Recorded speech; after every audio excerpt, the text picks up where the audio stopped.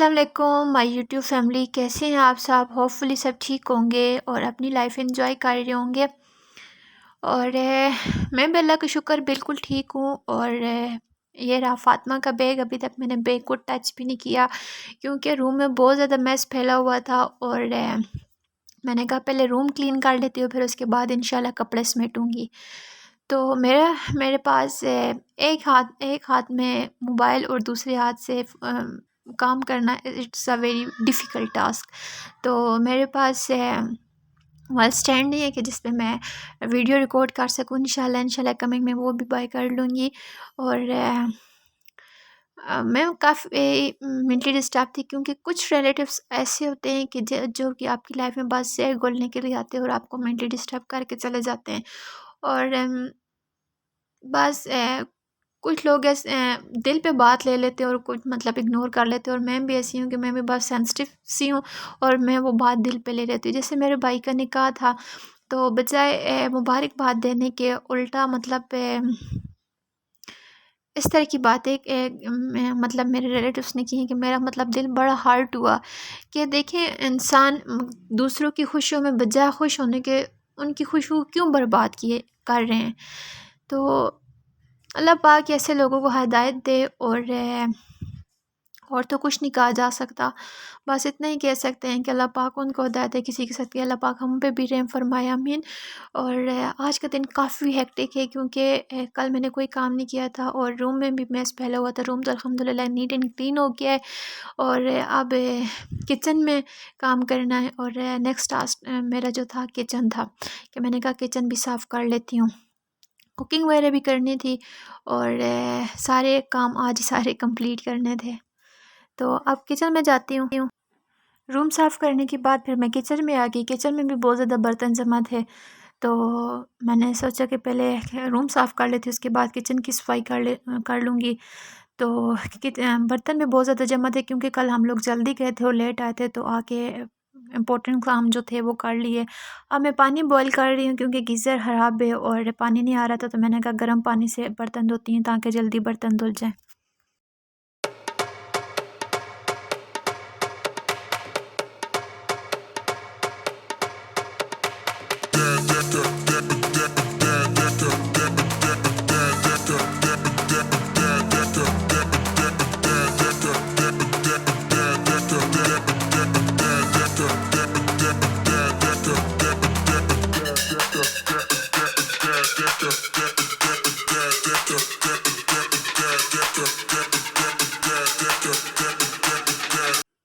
बर्तन धोने के बाद मैं सालन बनाना शुरू हो गई थी क्योंकि मुझे बहुत ज़्यादा भूख लगी हुई थी। और सालन में मैं बना रही हूँ दाल।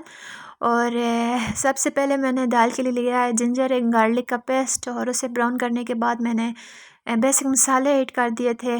और बेसिक मसालों में मैंने टमाटर का पेस्ट लिया है और इसके अलावा सूखा धनिया, नमक, हल्दी और मिर्च, ये 4 चीज़ें मैंने डाली हैं क्योंकि मैं डब्बे के मसाले वगैरह यूज़ नहीं करती। मुझे डब्बों के मसाले वाला सालन अच्छे नहीं लगते। तो मेरे सालन में सबसे ज़्यादा जो मैं होती हूँ सुर्ख मिर्ची भी मैं ऐड नहीं करती, मैं सब्ज़ मिर्चों पे ज़्यादा फोकस करती हूँ।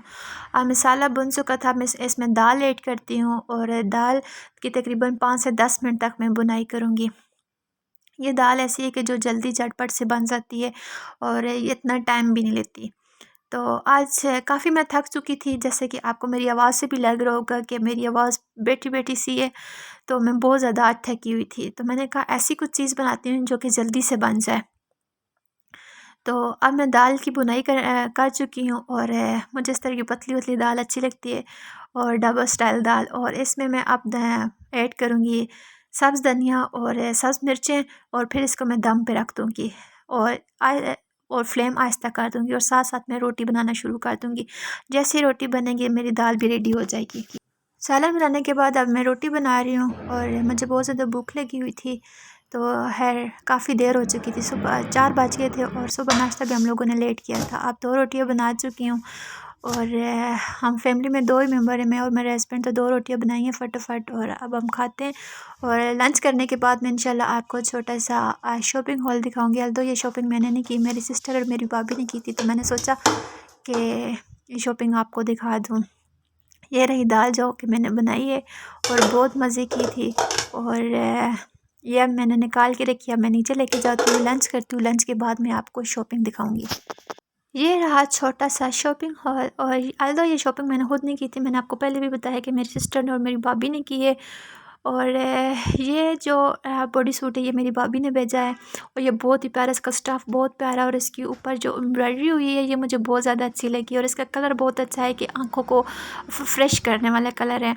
और इसके अलावा ये एक बॉडी सूट है, ये शॉकिंग पिंक, बहुत ही प्यारा और ये वेलवेट के स्टफ़ पे। और इसके जो नेक लाइन पे बहुत ही प्यारी सी लेस लगी हुई है और ये हुड टाइप है, ये इसकी हुड है जो कि मुझे बहुत ज़्यादा अच्छा लगा है। और ये जो भाभी ने तीनों सूट भेजे हैं ये थोड़े फातिमा पे बड़े हैं, नेक्स्ट मंथ तक आ जाएंगे, मामूली से ही बड़े हैं, लेकिन मुझे बहुत ज़्यादा तीनों के तीनों बहुत ज़्यादा अच्छे लगे हैं क्योंकि बॉडी सूट मुझे बच्चों के साथ बहुत अच्छे लगते हैं। और इसके अलावा एक ग्रे ये है, इसके ऊपर पिंक ग्रे और इसके ऊपर पिंक छोटे छोटे हार्ट्स बने हुए हैं। और इसका भी स्टफ़ बहुत ही सॉफ्ट है और सॉफ्ट स्टफ़ बच्चों के लिए बहुत ही ज़रूरी होते हैं क्योंकि इनकी बॉडी जो होती है बहुत ही नर्म और नाजुक होती है और अगर थोड़ा सा सख्त कपड़ा पहने तो इनके बॉडी पे रैशेस वगैरह बन जाते हैं। तो जो भाभी ने भेजे इन तीनों का स्टफ़ मुझे बहुत ज़्यादा अच्छा लगा है और ये आजकल के मौसम के अकॉर्डिंग ही है, ना बहुत मोटे ना बहुत पतले। और ये स्वेटर ये भी बहुत प्यारी है, बेबी पिंक सा इसका कलर है और मुझे बहुत ज़्यादा अच्छा लगा था इसका कलर। और ये भी आजकल के वेदर के अकॉर्डिंग ना बहुत मोटी है ना बहुत पतली। और ये जो ब्राउन बूट हैं ये सिस्टर ने भेजे हैं और बाकी के भाभी ने। और ये सॉक्स हैं जो कि मुझे बहुत अच्छे लगे हैं और इनके ऊपर जो लिखा हुआ आई लव मोम आई लव डैड एंड तीसरी जो थी वो सादी थी सिंपल, उसके ऊपर कुछ भी नहीं लिखा हुआ था। और thank you so much once again. इसके अलावा ये जो फ़्रॉक है ये मेरी सिस्टर ने भेजी है और वो अपनी बेटी की शॉपिंग करती है और साथ में फ़ातिमा की भी कर देती है। तो ये ऊपर इसकी नेट थी और नेट के ऊपर एम्ब्रॉयडर्ड थी, बहुत प्यारी थी। तो और इसके जो अंदर कैन कैन लगी हुई थी वो लॉन में लगी हुई थी जो कि बहुत प्यारी लग रही थी और गर्मियों में भी बच्चा पहन सकता है और सर्दियों में भी पहन सकता है। और ये मेरा दिल था कि मैं भाई के निकाह पे पहनाऊँगी लेकिन इसके साथ मैचिंग कुछ चीज़ नहीं थी। इसके अलावा एक ये ग्रे स्वेटर है, ये भी मेरी सिस्टर ने ही भेजी है। और इसके अलावा ये चीता प्रिंट का एक हुड है, तो ये मेरी सिस्टर ने भेजा है। ऑल्दो ये फ़ातिमा पे है बहुत बड़ा, लेकिन फिर भी उसने अपनी बेटी का लिया है, सेम फ़ातिमा का भी लिया है कि चलें खैर कोई बात नहीं, कुछ चीज़ें बच्चों पे छोटी होती है और कुछ बड़ी भी आ जाती है, तो मैंने रख दिया था कि चलें इंशाल्लाह नेक्स्ट ईयर फ़ातिमा पे आ जाएगा। तो इसके ऊपर ये जो कार्टून लगे हैं ये मुझे बड़े अच्छे लगे हैं। और ये एक ड्रेस है और ये मैंने अपने भाई के निकाह पे फ़ातिमा को पहनाया भी था। इंशाल्लाह निकाह की पिक्चर्स आपके साथ शेयर भी करूँगी। और ये एक बॉडी सूट है जो कि वायद है, जो कि मैंने खुद ही लिया है।